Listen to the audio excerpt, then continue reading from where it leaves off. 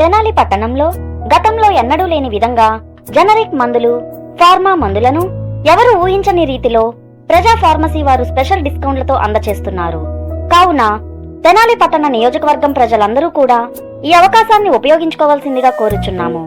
Address Gandhi Chowk, Nehru రోడ్లో గల Gupta fancy ఎదురు, తెనాలి.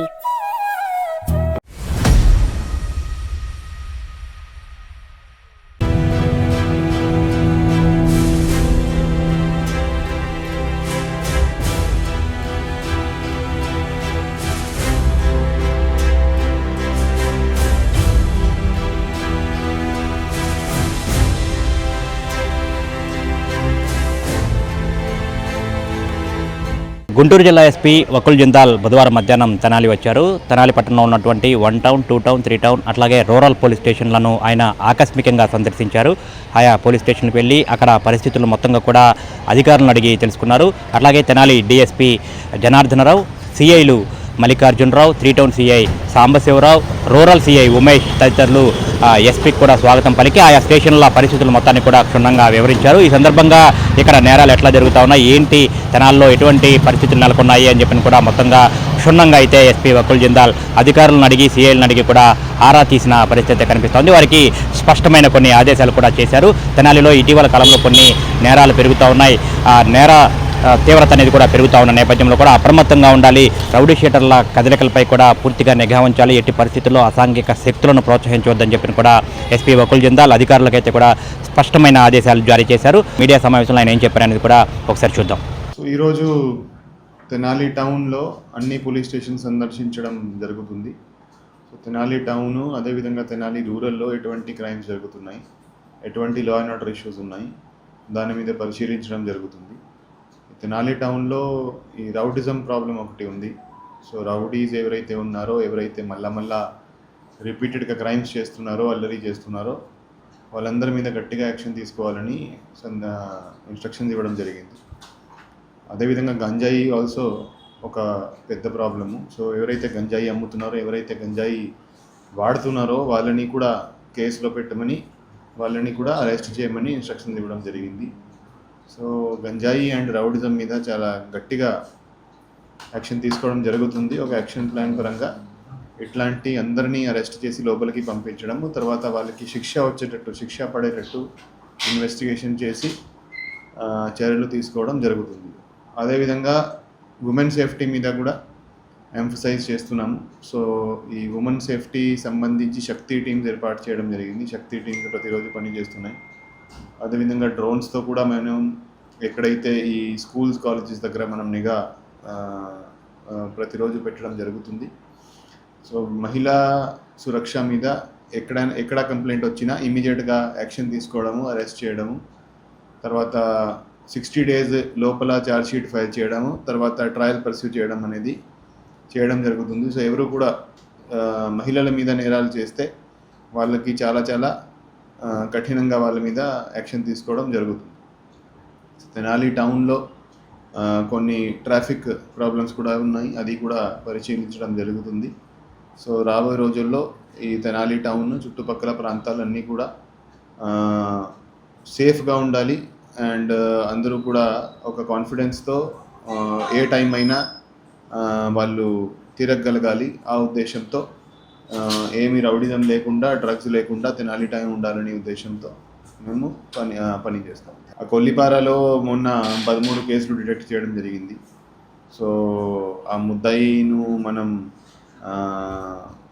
సరిగా ఇంటరోగేట్ చేసి అన్ని కేసులు డిటెక్ట్ చేయడం జరిగింది. సో అది మంచి పని చేశారు.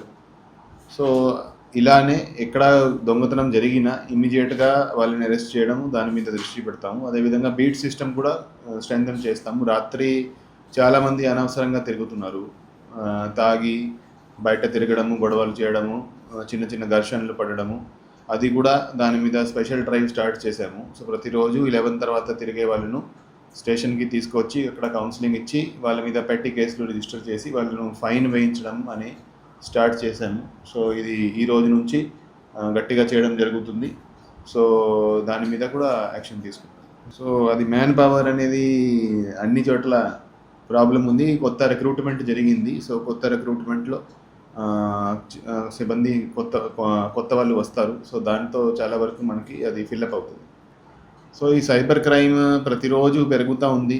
సో ప్రతిరోజు చాలామందికి ఫోన్లు వస్తాయి, మేము ఫలానా మాట్లాడుతున్నాము, మీ ఓటీపీ ఇవ్వండి, లేకపోతే మీ బ్యాంక్ అకౌంట్ నెంబర్ ఇవ్వండి, లేకపోతే మీకు లోన్ కావాలంటే మాకు ఇంత డబ్బు ఇస్తే మేము లోన్ ఇప్పిస్తాము, లేకపోతే మీ పేరు మీద ఒక కొరియర్ దొరికింది, దాంట్లో డ్రగ్స్ ఉన్నాయి, పోలీస్ కేసు నుంచి తప్పించాలంటే ఇంత డబ్బు పంపించండి, లేకపోతే మీ అకౌంట్లో ఈ డ్రగ్స్ సంబంధించి అమౌంట్ వచ్చింది, మీరు అంత అమౌంట్ మా అకౌంట్లోకి ట్రాన్స్ఫర్ చేస్తే మేము వెరిఫై చేసి మళ్ళీ మీ అకౌంట్లోకి ఈ ట్రాన్స్ఫర్ చేసిన అమౌంట్ మళ్ళీ మీకు తిరిగి ఇస్తామని. సో రకరకాలుగా ఈ సైబర్ మోసాలు జరుగుతున్నాయి. సో దాంట్లో ఎక్కడైనా జరిగినా ఇమ్మీడియట్గా 1930కి కంప్లైంట్ ఇవ్వాలి. 1930 ఒక సైబర్ క్రైమ్ హెల్ప్ లైన్. దాంట్లో కంప్లైంట్ ఇస్తే ఇమ్మీడియట్గా ఏదైతే డబ్బు పోయిందో అది ఫ్రీజ్ చేస్తారు. అంటే ఏ అకౌంట్లోకి పోయిందో అది ట్రాక్ చేసి దాన్ని ఫ్రీజ్ చేయడం జరుగుతుంది. ఎంత అమౌంట్ ఫ్రీజ్ అయితే తర్వాత కోర్టులో ఒక అప్లికేషన్ ఫైల్ చేసి ఆ అమౌంట్ మళ్ళీ తిరిగే వచ్చే అవకాశం ఉంటుంది. సో ఆ ఫ్రీజ్ చేయించడం చాలా ఇంపార్టెంట్. ఏమైనా అమౌంట్ పోతే within 24 hours as soon as possible మీరు కంప్లైంట్ ఇస్తే ఇమీడియట్గా ఫ్రీజ్ అవుతుంది, అది మీకు వచ్చే అవకాశం ఉంటుంది. సో అది అందరూ కూడా 1930 హెల్ప్ లైన్ యూజ్ చేయాలి. cybercrime.gov.in అని ఒక వెబ్సైట్ ఉంది, అది కూడా దాంట్లో కూడా కంప్లైంట్ ఇవ్వచ్చు. సో అందరూ కూడా సైబర్ క్రైమ్ మీద అవేర్నెస్ అందరికీ ఉంటే అది దాంతోనే మనం సైబర్ మోసాలని మనం అరికట్టించవచ్చు. అండ్ ఏమైనా ఉంటే ఇమీడియట్గా పోలీస్ స్టేషన్కి వచ్చి కంప్లైంట్ ఇవ్వాలి. పోలీస్ క్వార్టర్స్ కండెమ్డ్ కండిషన్లో ఉన్నాయి, డైలాపిటెడ్ కండిషన్లో ఉన్నాయి. సో అవి గవర్నమెంట్కి రాయడం జరిగింది, అది డిమాలిష్ చేసి కొత్త బిల్డింగ్స్ ఏమైనా కట్టే అవకాశం ఉందని అది మేము పర్సూ చేస్తాం. అది రౌడీ షీటర్ కౌన్సిలింగ్ జరుగుతుంది. దాంట్లో కూడా ఎవరైతే ఎక్కువ కేసులు ఉన్న వాళ్ళు రౌడీ షీటర్లు ఉన్నారో వాళ్ళ మీద మేము పీడీ యాక్ట్ కూడా గతంలో కూడా పెట్టడం జరిగింది. రాబోయే రోజుల్లో కూడా ఇంకా వాళ్ళ మీద పీడీ యాక్ట్ లేకపోతే పిట్ అండ్ డిపిఎస్ యాక్ట్ ఒకటి ఉంటుంది, వాళ్ళ మీద పెట్టడం జరుగుతుంది. సో ఎవరు కూడా మళ్ళా రౌడీ షీట్ ఉండి మళ్ళా ఏమైనా క్రైమ్ చేస్తే వాళ్ళ మీద చాలా కఠినమైన చర్యలు ఉంటాయి. సో వాళ్ళని ఎలా కంట్రోల్ చేయాలి మాకు బాగా తెలుసు. సో అన్ని రకాల చర్యలు తీసుకుంటాము. సో వాళ్ళని కంట్రోల్ చేస్తాము. వాళ్ళని అవుట్ ఆఫ్ కంట్రోల్ వాళ్ళు ఇష్టం వచ్చినట్టు మేము అలా చేయము. మొత్తంగా చూసినట్లయితే ఎస్పీ వకుల్ జిందాల్ మాట్లాడిన దాన్ని బట్టి చూస్తే రౌడీ షీటర్లపై పూర్తి స్థాయి నిఘా ఉంచినట్లుగా కూడా చెప్తా ఉన్నారు. తెనాలిలో ఇటీవల కాలంలో పెరుగుతున్న నేర తీవ్రతను దృష్టిలో ఉంచుకొని కూడా ఎవరు ఇటువంటి నేరాలకు పాల్పడుతున్నారు, ఎవరు ఈ రౌడీ షీటర్ల కదలికలు ఎట్లా ఉన్నాయనేది కూడా పూర్తి స్థాయిలో దృష్టి పెట్టినట్టు కూడా ఎస్పీ చెప్తా ఉన్నారు. వారికైతే స్పష్టమైన హెచ్చరికలు కూడా ఈ మాటల ద్వారా కూడా ఎస్పీ తెలియజేశారు. తెనాలిలో ఇటు పరిస్థితుల్లో కూడా రౌడీ షీటర్లను ప్రోత్సహించవద్దు, నేరాల నియంత్రణకు పటిష్ట చర్యలు చేపట్టాలని చెప్పిన కూడా ఇటు డీఎస్పీ సహా సీఐలకు కూడా ఎస్పీ స్పష్టంగా ఆదేశించారు. అట్లాగే ఈ చోరీల నియంత్రణకు తీసుకోవాల్సిన జాగ్రత్తలు, అట్లాగే ఇతరత్ర సమస్యల మీద కూడా ఎస్పీ స్పందిస్తూ కూడా పలు సూచనలు అయితే చేసిన పరిస్థితి కనిపిస్తుంది. ముఖ్యంగా ప్రతి ఆదివారం రౌడీ షీటర్లకు కౌన్సిలింగ్ ఇవ్వాలి. ఏ స్టేషన్ పరిధిలో ఉన్న రౌడీ షీటర్లకు ఆ స్టేషన్ పిలిపించి కౌన్సిలింగ్ ఇవ్వాలి. వారి కదలికలు ఎట్లా ఉన్నాయి, వారు ఎటువంటి యాక్టివిటీస్లో పాల్గొంటున్నారు అనేది కూడా పూర్తి స్థాయిలో వారి మీద నిఘా పట్టాలని చెప్పి కూడా ఎస్పీ వకుల్ జిందాల్ ఈ సమావేశాన్ని బట్టి కూడా ఈ పర్యటన బట్టి కూడా అధికారులకైతే స్పష్టమైన ఆదేశాలు ఇచ్చారు. మొత్తంగా చూసుకుంటే కనుక ఇటీవల కాలంలో ఈ చోరీలు అనేది కూడా పెద్దగా పెరుగుతూ ఉన్నాయి. అట్లాగే నేరాలు కూడా పెరుగుతూ ఉన్నాయి. నిన్ననే దారుణ హత్య కూడా జరిగిన నేపథ్యంలో కూడా ఎస్పీ తెనాలి పర్యటన అనేది కూడా కొంత ప్రాధాన్యత అయితే సంతరించుకుంది. కెమెరామెన్ సాయితో గోపిచంద్, ఎస్టీవీ తెనాలి.